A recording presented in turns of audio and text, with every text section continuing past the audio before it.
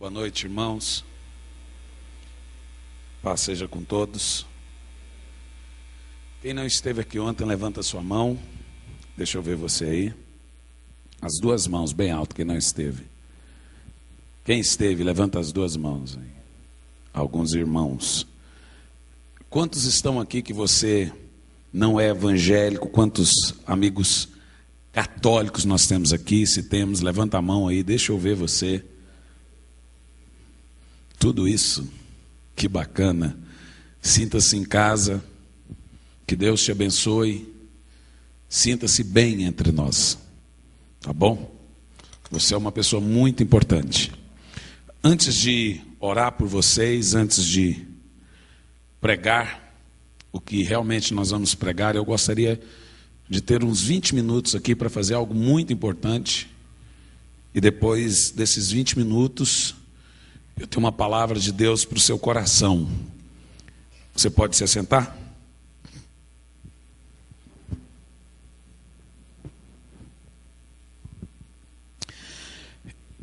Eu tenho viajado muito. Comecei muito cedo no ministério. E viajando por onde a gente tem viajado, eu tenho percebido a maior necessidade da igreja. Eu receio que se nós não despertarmos para um fato, que eu vou citar aqui, nós vamos nos sucumbir. A igreja cristã, o cristianismo do primeiro século, a igreja verdadeira apostólica de Jerusalém, ela estava falindo, ela estava sucumbindo, porque os mártires estavam, mártires antes não eram, mas se tornaram mártires, os apóstolos e os discípulos estavam morrendo, estavam sendo assassinados. Então, eles estavam sumindo, e Paulo faz um apelo à igreja da Macedônia, para enviar recursos financeiros para que até então o cristianismo pudesse sobreviver. Eu acredito, irmãos, que esse tema, fé e finanças, é o que eu vou gastar aqui pelo menos uns 20 minutos para falar com você, porque eu quero me dedicar a uma palavra muito especial aqui nessa noite. Então não vou fazer desse culto apenas um culto de fé e finanças, mas eu acredito que esse tema ele é um tema muito mal interpretado hoje. Por causa, ou por não interpretarmos da maneira certa e correta esse tema, pessoas estão meio que desacreditando, e até mesmo nós nos desacreditando acerca de fé e finanças. E muitas pessoas já têm certos chavões na boca, como dizendo, pastor é ladrão, pastor quer saber de dinheiro, pastor quer saber disso e saber daquilo outro. Portanto, eu queria te dar alguns dados aqui, quero que você fique atento a esses dados, para você entender por que eu vou falar sobre esse tema. Nós temos uma escola missionária, já estamos com um casal de missionários em St. Croix, o Fauger e a Ana estão em St. Croix, sustentados pela nossa escola, pela igreja. Nós conseguimos agora, não sei se você sabe, existe no Brasil mais de 3.000 quilombos. Alguém sabe o que é quilombo? Quem sabe, levanta a mão o que é quilombo. Quilombo, olha, o que os europeus chamam de colônia, os negros chamam de quilombo. Então, os italianos, esse povo tem colônia. E os africanos escravos são quilombos. Então, quem mora num quilombo é um quilombola. É um linguajar de telenovelas, eu acho que vocês devem se lembrar. Nós temos no Brasil mais de 3.000 quilombos. Próximo da minha cidade, onde eu pastoreio, nós temos um quilombo com mais de 300 pessoas. O que é um quilombo? São exatamente os descendentes de escravos, da linhagem mesmo da escravatura, e eles ainda vivem e ainda moram nos quilombos. Nossa equipe de missionários está lá nesse quilombo. E nós estamos lá com a equipe inteira, nós ganhamos um quilombo inteiro para Jesus. Estamos lá batizando eles, construindo agora uma oca, a gente não chama de igreja, uma oca da Alcance. E é muito bonito, tem a plaquinha ali, Oca da Alcance. São mais de 120 irmãos que nós já ganhamos. Nós colocamos um ônibus, a partir agora desse mês que entra, para levar esses quilombolas para o culto em nossa igreja. São 60 quilômetros que nós fizemos. E nós vamos levar aqueles que se batizarem, que entregarem a vida de Jesus, à igreja, todos os cultos de Santa Ceia. Então, o evangelho, ele precisa necessariamente de dinheiro. Diga, o evangelho, ele precisa necessariamente de dinheiro. Qual é a ligação, irmãos? Eu vou ser bem sincero com vocês. Eu não vejo compatibilidade entre cristianismo e riqueza, a menos que tenha missões e evangelismo envolvido. Eu não tenho problema, literalmente, com a teologia da prosperidade. Eu tenho problema com alguns pregadores dela. Porque se você serve a Deus por dinheiro, você vai servir o diabo quando ele lhe oferecer um salário melhor. Se você serve a Deus por coisas, você vai servir o diabo pelo mesmo motivo. Então, se sucesso financeiro for sinônimo de cristianismo, eu lhe desafio a ganhar um ateu bem-sucedido. Tem gente que nunca pisaram na igreja e estão muito bem financeiramente. E a menos que aconteça um acidente, eles nunca ficarão pobres. Você concorda comigo? E o sucesso deles não tem nada a ver com o cristianismo. Tem a ver com o trabalho deles. Eu estive na Alemanha e fui falar para um alemão. O alemão olhou para mim e falou: pode parar. Aquilo que vocês ganham lá no Brasil com orações, aqui a gente ganha com estudo e trabalho. Não entendi o que ele quis dizer, mas tudo bem. Ontem, quando eu saí daqui, eu fui comprar um crédito para o celular no posto que sai ali do Lecanard. E aí tem que fazer a volta, obviamente. E quando eu fui fazer a volta, tinha uma equipe dos 5 hippies em frente à igreja católica. Os caras fumando um baseado. E eu parei, peguei a Bíblia e desci do carro e falei: ô galera, de boa aí, seus manguacentos, eu posso gastar um tempo com vocês, seu charolento? E fiquei ali. Acho que eu fiquei uns 40 minutos, saí totalmente noiado, que havia tanta fumaça de baseado naquele negócio, eu ali no meio do bolo. Irmãos, eu tomei um susto com um daqueles maconheiros, que ele conhecia de Bíblia igual qualquer pastor. Eu estou falando para você. E ele citava a Bíblia e não citava um versículo errado. E ele falou assim: a igreja é uma prostituta, e começou a detonar com a igreja e detonar com o pastor, falando que a gente vai fazer sexo com Deus quando chegar no céu. Isso aí já era coisa da cabeça maconhada dele. Resultado, eu não consegui falar com eles, eles não deixaram, só eles que falavam. E afinal das contas eu descobri que todos eles eram desviados, eram da igreja. Esse, o mais famoso, o hippie, que tem um título de Mr. M, alguém já ouviu falar, não? Aí, ó, eu estou sabendo. Esse era obreiro de igreja, fez faculdade de teologia e tudo mais. E naquele momento, gastando todo aquele tempo meu, naquele frio, que eu saí de bermuda, era só para pôr um crédito e mais nada, eu percebi que a igreja precisa reformar, urgentemente. Olha só esses dados. Nós temos no mundo, nascem por dia 211 mil pessoas, nascem por dia. 6.178 pessoas morrem por hora. Significa que as mortes ultrapassam 54 milhões, creio que esse dado é ao ano. Hoje a população da Terra ultrapassa 7 bilhões de pessoas. Existem em média 2 bilhões de cristãos entre católicos, protestantes e suas vertentes. Quer dizer que das mais de 7 bilhões de pessoas, nós temos apenas 2 bilhões de cristãos no mundo, somando católicos e evangélicos e alguns outros aí, os que não é nada, nem cheira nem fede. As outras religiões todas somadas somam em torno de 4 bilhões e meio em média. Dos 251 mil povos no mundo, 8 mil ainda não foram alcançados com o Evangelho. Dos 251 povos indígenas brasileiros, 103 ainda não tem um missionário. Eu vou dizer de novo.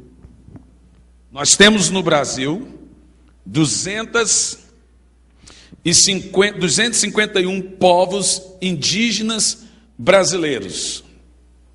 E esse dado diz que desses 251 mil povos indígenas brasileiros, 103 não foram alcançados com a pregação do Evangelho.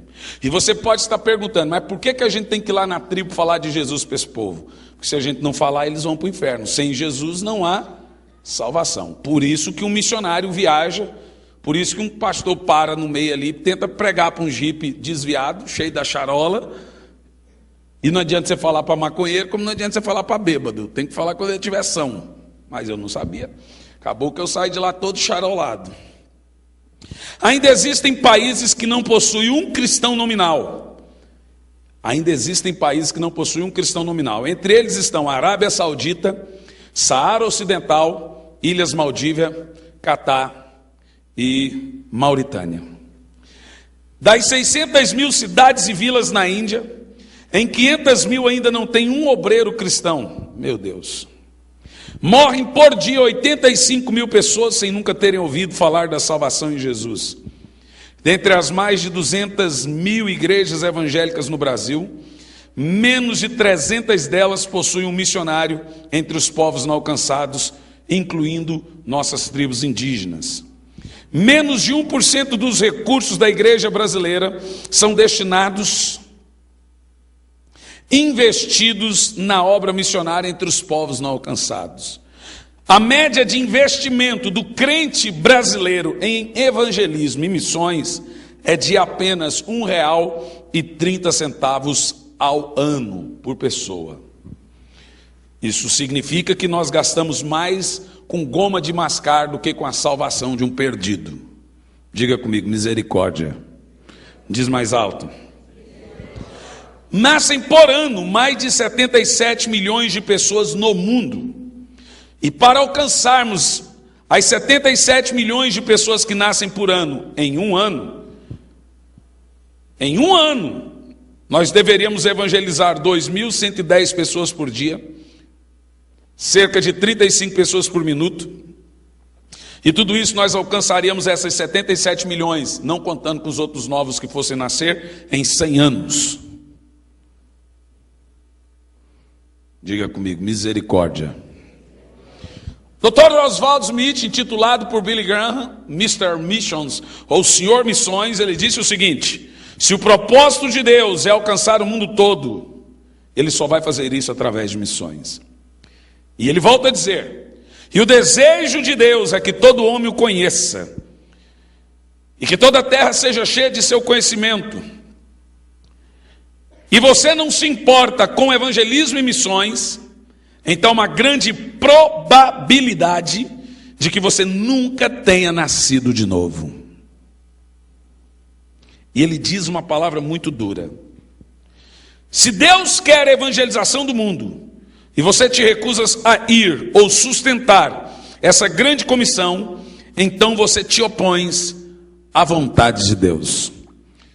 Charles Haddon Spurgeon dizia, todo cristão ou é um missionário ou é um impostor. Diga para o irmão, o que você é? Missionário ou impostor? E agora digo eu, ou você desce no buraco, ou você segura a corda para quem desce. O apóstolo São Paulo diz, carrego em mim as marcas de Cristo. E ele tinha marcas no corpo. Aonde é que você tem marcas desse evangelho? Aqueles que descem no buraco têm marcas no corpo, são os que vão. Aqueles que não descem têm que ter marcas nas cordas, porque ele segura as cordas para quem desce. Todo cristão ou é um missionário ou é um pastor, ou você é um altar ou você é um monte de lixo. No reino espiritual, no mundo cristão, no evangelho não existe meio termo, como do tipo, eu sou de Jesus apenas. Esse linguajar é muito cômodo para nós. Eu sou de Jesus, eu vou na igreja, como se aliviasse a nossa culpa. As pessoas estão indo para o inferno e a Bíblia nunca nos mandou converter pessoas.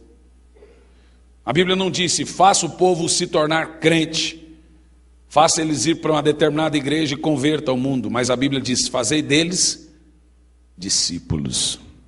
O chamado de Deus é para fazermos das nações o quê? Discípulos. Alguém foi na nossa base esses dias e disse assim, pastor, eu estou orando a Deus para saber se eu vou para missões. Eu disse, você tem que orar para saber se você vai para uma casa de zona, eu ia falar uma coisa mais forte. Você tem que orar a Deus para saber que você vai para a casinha da luzinha vermelha. Basicamente isso que eu digo. O que é isso, pastor? Você tem que orar para saber, para pedir a Deus para fazer saber se você vai para esses lugares. Você tem que estar me dizendo que você tem que orar, perguntar a Deus se é de Deus você se tornar uma missionária. Nós decidimos ser pastor no mês de fevereiro e alguém me disse, só orou para saber se é de Deus? Eu falei, eu tenho que orar para saber se Deus quer que eu abra um boteco, não uma igreja.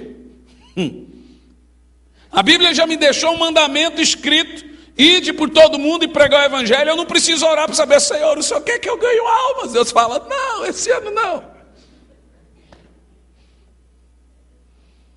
Quem está entendendo? Então algumas pessoas, elas querem orar perguntando a Deus certas coisas. Não queira saber das respostas. Não faça perguntas se você não quer ouvir a resposta. Porque tem gente que faz pergunta, mas não quer resposta. Então não faça. Por isso que eu costumo dizer que missões, agora diga comigo, missões e muito dinheiro precisam fazer as pazes. Agora mais alto.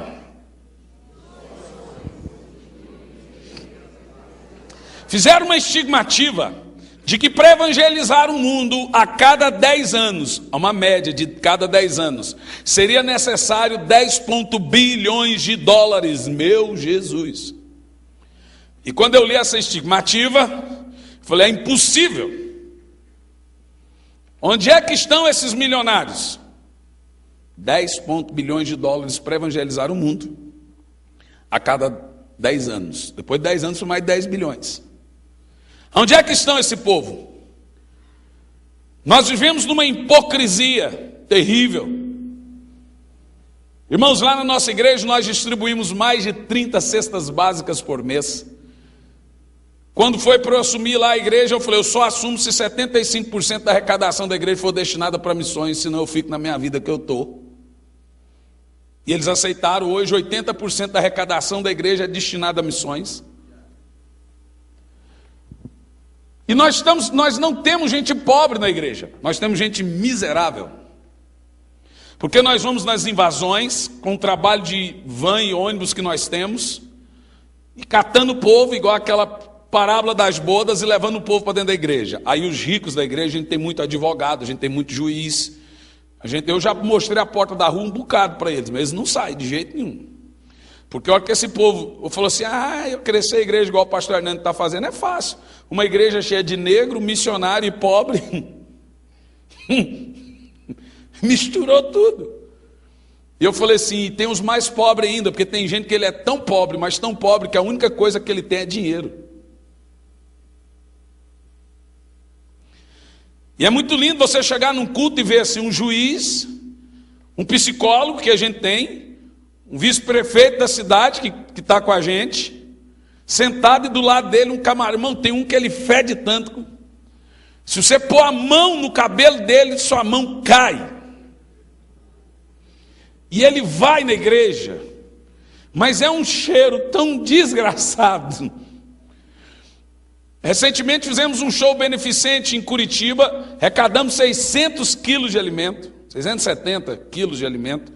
Nós fizemos arrecadação de roupa, são mais de 8.000 peças de roupa que a gente distribui. Para a minha igreja, Jesus não só pregava para o povo, ele dava comida também.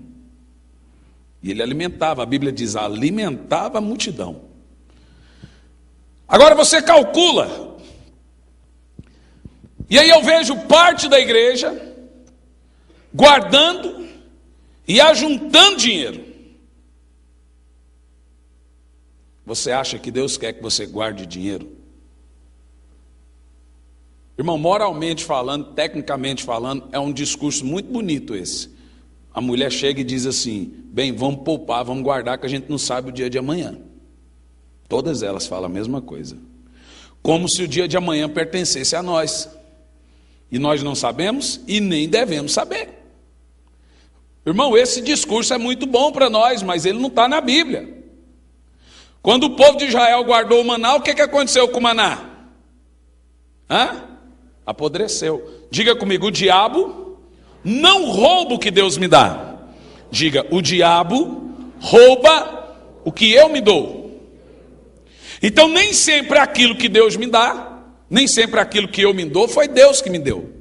Então o diabo, ele sempre vai ter legalidade naquilo que eu me dou. Porque você não foi feito para se dar coisas, você foi feito para receber de Deus. A Bíblia Sagrada diz o seguinte: não ajunteis tesouros. Em outras traduções, não acumuleis. Em outras traduções, não guarde. Foi Jesus que disse isso. E ele disse claro, não ajunteis, não poupeis, não acumuleis, não põe na poupança, não guarde. Porque aquilo que é guardado, o ladrão rouba. A Bíblia não diz que o diabo rouba o que Deus te deu, ele rouba o que você guarda. Quem está entendendo, diga amém. Irmãos, isso é tão sério, mas tão sério, que tem que ser ensinado várias vezes. Tem muita gente, quer ver? Abra Provérbios capítulo 30, versículo 7. E aí eu vou concluir aqui, e vou entrar na ministração da palavra e orações. Provérbios capítulo 30, e no versículo 7, diga comigo, 2 riquezas, 2 pedidos. Olha só o que diz a Bíblia. 2 coisas pedi ao Senhor, e não me negues antes que morra. No 8, afasta de mim a vaidade e a mentira. Primeira coisa que pediu. Segunda, não me des nem pobreza e nem riqueza. Diga, nem pobreza e nem riqueza. Diz mais alto. O que é nem pobreza e nem riqueza hoje no terceiro milênio? Qual o nome disso? Nem pobreza nem riqueza. Qual é o nome disso? Classe média. A classe média é uma coisa terrível. Eles não se sentem pobres e se acham ricos. Não é assim? A classe média não se sente pobre e se acha rico. Mas a diferença da classe média para o rico é básica. Às vezes eles têm até as mesmas coisas, só que o rico é tudo quitado e a classe média deve tudo, até as cuecas. A classe média deve o carro, está financiado. Deve a casa, está financiado. As roupas, financiada. A classe média chega com a pompa e vai nos mesmos shoppings caros, igual os ricos. E o rico chega lá e compra, e a classe média fala assim, você faz em vezes? Porque o pobre nem vai nesses lugares. É a classe média que vai. E o rico. Mas a Bíblia Sagrada diz que a bênção de Deus é que você não seja nem rico e nem pobre. A verdadeira prosperidade é não ser nem rico e nem pobre. Mas tem um motivo que está na Bíblia de você não querer ser nem rico e nem pobre. O motivo está aqui, ó. No 9, depois eu volto ainda no 8. Para que o rico não negue a Deus e para que o pobre não envergonhe a Deus. Então diga, o rico nega a Deus e o pobre envergonha a Deus. Como que um rico nega a Deus? O rico nega a Deus dizendo: tudo que eu conquistei foi com o meu trabalho. Aqui, ó, força do meu braço. Eu ralo, acordo de madrugada, viajo o mundo, ralo muito, não foi oração, foi eu que consegui. O rico é arrogante. O rico é arrogante e o pobre é orgulhoso. Então o rico diz: eu trabalhei com a força do meu braço. É ou não é? E como que um pobre envergonha Deus? Não pagando o que deve, sendo envergonhado, humilhado, porque não tem dinheiro para comprar comida para casa, para a família. E quando pessoas zombam de você, zombam do seu Deus também, sabia disso? Então o pobre envergonha Deus com dívidas, envergonha Deus. Por exemplo, aluguel é bênção, gente, mas pagar o aluguel é. Um financiamento do carro não é bênção, tem juros, mas pagá-lo é. Então ambos não são saudáveis no reino de Deus, nem o rico e nem o pobre. O que faz sentido? Aí volta no versículo 8: não me des nem pobreza nem riqueza, mas me mantém do meu pão diário. Diga pão, diz mais alto, pão diário. O que é você ter o pão diário? Isso vai me lembrar na oração de Jesus: o pão nosso de cada dia nos dai hoje. Eu acredito que uma casa própria é pão diário. Você precisa ter. Eu acredito que um carro hoje é necessidade. Quem acredita? Então é pão diário. Pão diário é necessidade. Então tudo que for necessário a você, Deus vai te dar. Passou da necessidade, aí é você que se dá. Você está entendendo aí o princípio? Tudo que é minha necessidade, Deus me dá. Tudo que é meu luxo, aí eu tenho que me dar. Então o diabo não toca naquilo que Deus me deu, ele toca naquilo que eu me dou. E por que o diabo toca naquilo que eu me dou? Porque existe um limite da riqueza que Deus me dá que eu possa usar. Deus vai me dar uma riqueza a ponto de eu me sustentar, de eu manter-me do meu pão diário. Se eu usar a mais do que isso, eu posso até ganhar mais do que isso, sabia? Mas o nosso problema é que quando a gente ganha mais do que isso, a gente eleva o nosso padrão de vida. Então, ao invés de você manter o padrão, você começa a gastar mais. Essa é a mania da classe média. Se ele ganha 2.000, ele gasta 2.010. Isso os bons administradores. Se ele ganha 5, ele gasta 5.200. É ou não é, gente? Porque ele eleva. A classe média tem um problema. Ela ganhou 1, ela gasta 1. Ela ganhava 500, em vez dela continuar gastando 500, ela vai gastar mais e ela sempre vai ficar devendo.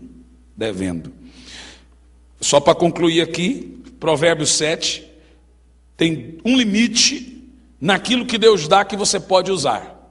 E quando existe uma sobra, tem que ser revertido para o reino.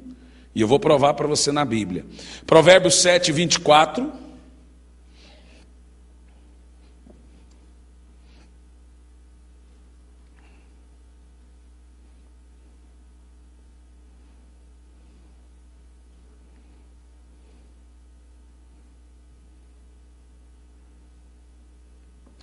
Provérbios 7, 24 diz: alguns há que dão, espalham, falando de quem contribui com os outros, e ainda terão mais.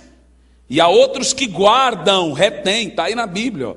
Há uns que dão. 7, 24 de Provérbios, desculpa, 7 a 11, perdão, irmãos, perdão, 1000 perdões. Da onde eu tirei o 7? Dos números, né? É 11, 24 de Provérbios. Olha o que diz: alguns há que espalham, e ainda acrescenta mais. Está dizendo que quem ajuda, quem contribui, quem dá, terá mais.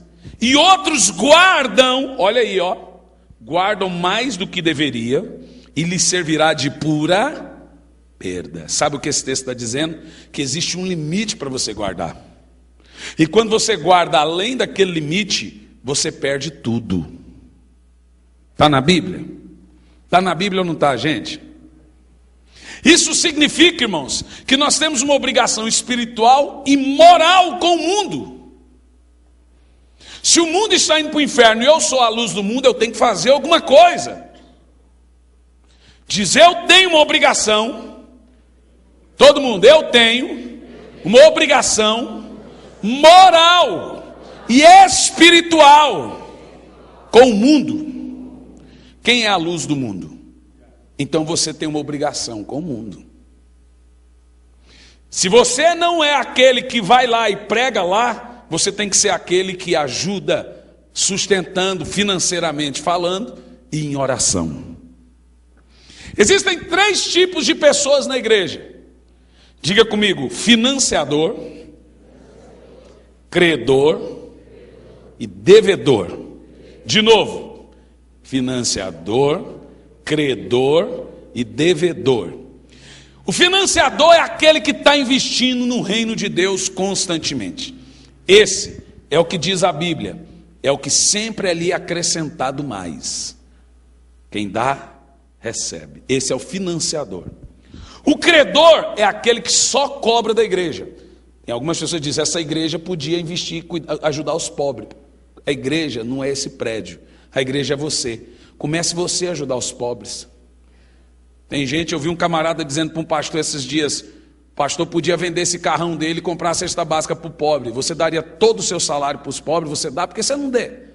Vamos fazer o seguinte, eu dou tudo que eu tenho para os pobres, você dá tudo que você tem para os pobres.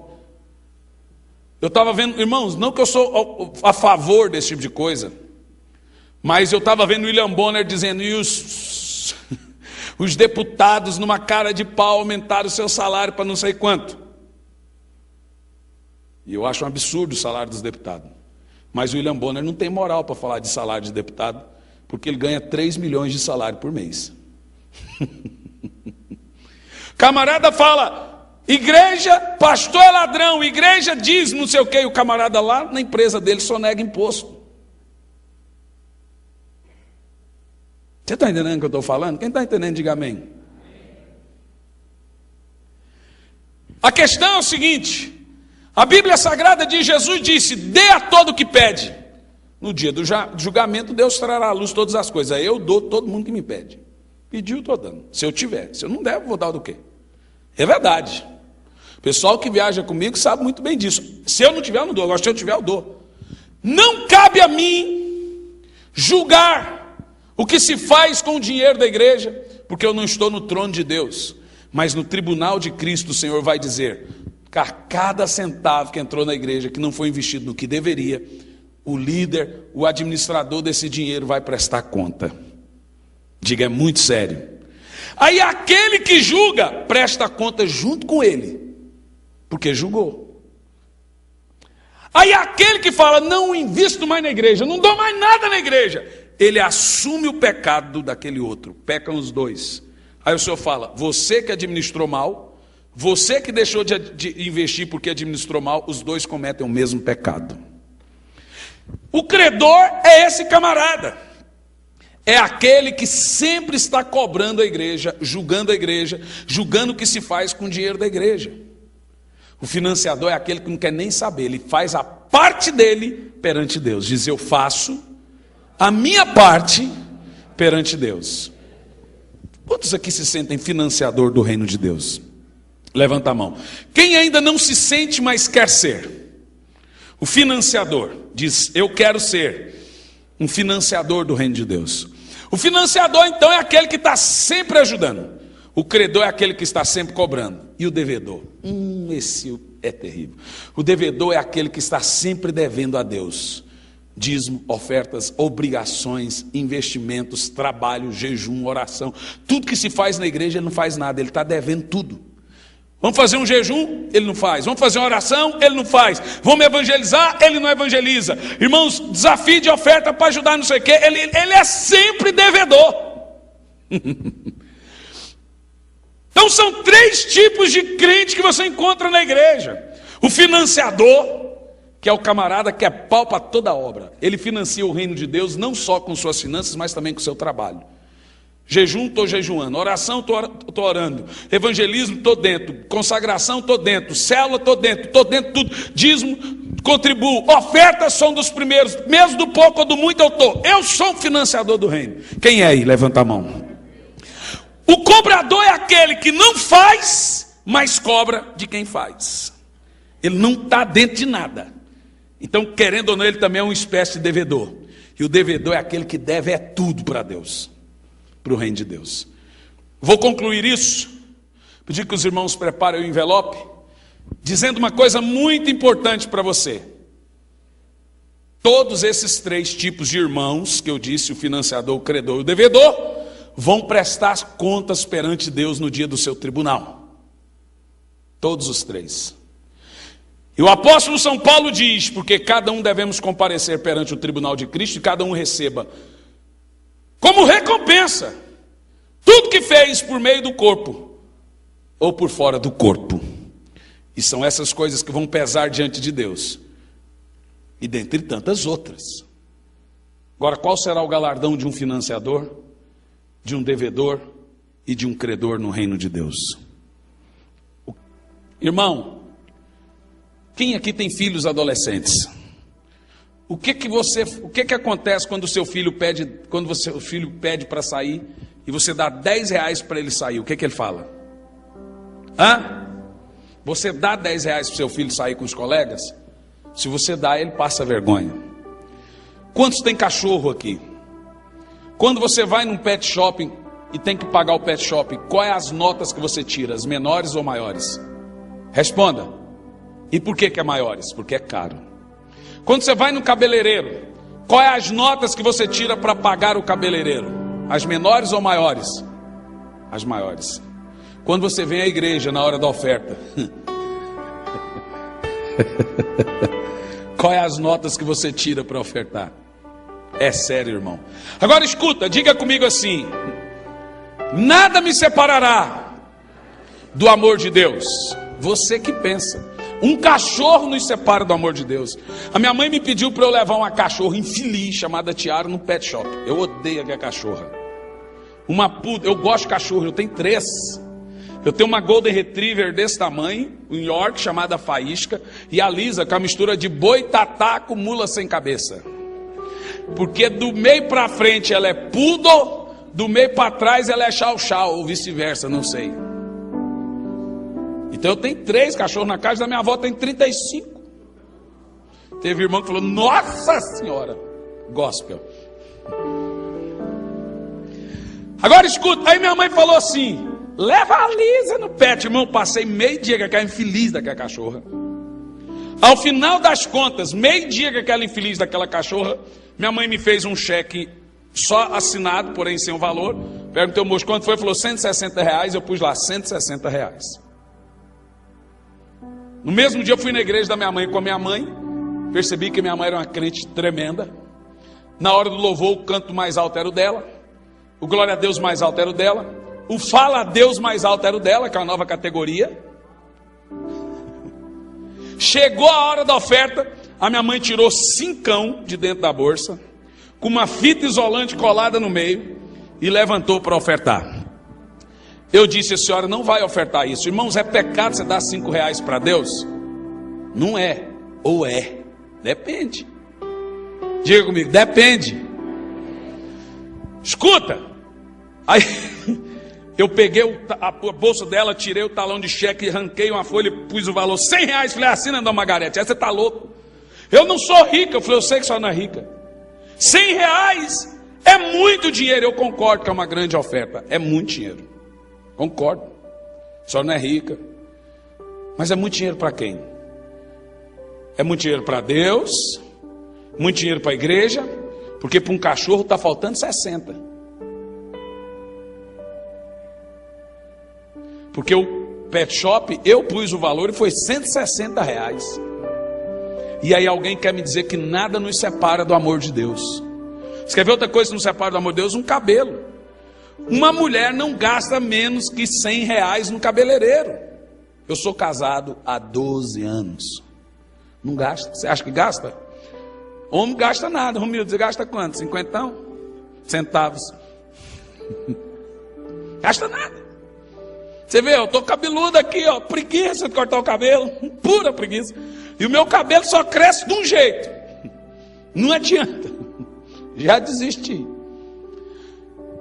Agora, ela vai lá, no mesmo dia que ela gasta R$100, 50, 80, ela vai na igreja. Pega aquelas moedas que faz barulho no cinzeiro, todo mundo odeia barulho de moeda no carro. E pau, põe na oferta. Aí quer me dizer que nada me separa do amor de Deus. Agora eu vou dizer uma coisa para você ponderar a oferta de missões evangelística que você vai trazer amanhã. Sério isso que eu estou falando, não é? Aquilo que a gente dá para Deus não serve para nós, para os nossos filhos, para os nossos cachorros, mas a gente pensa que serve para Deus. O jovem diz, eu não tenho nada. Vocês ficam deixando o povo amaldiçoar você. Todo mundo fala, jovem não tem dinheiro na igreja. Mas jovem está sempre em pizzaria, em lugares caros. E não é barato. Jovens estão sempre em lugares caros. Eles não têm dinheiro na igreja. Por isso que jovem demora anos para conseguir um bom emprego, uma coisa boa, porque durante a vida toda fica amaldiçoando o jovem. Jovem não tem dinheiro, jovem não tem dinheiro. Jovem tem dinheiro sim. Cadê o jovem? Diz, eu tenho dinheiro. Fala assim, bem alto, só jovens, eu sou cheio da grana. Fala aí. Fala, eu estou montado na grana. Então, meu filho, fica em pé e oferta, rapaz. Senão você vai ficar aceitando essa maldição que fala que jovem não tem dinheiro. Fala, tem sim, você está montado, empresta um pouco aí, irmão.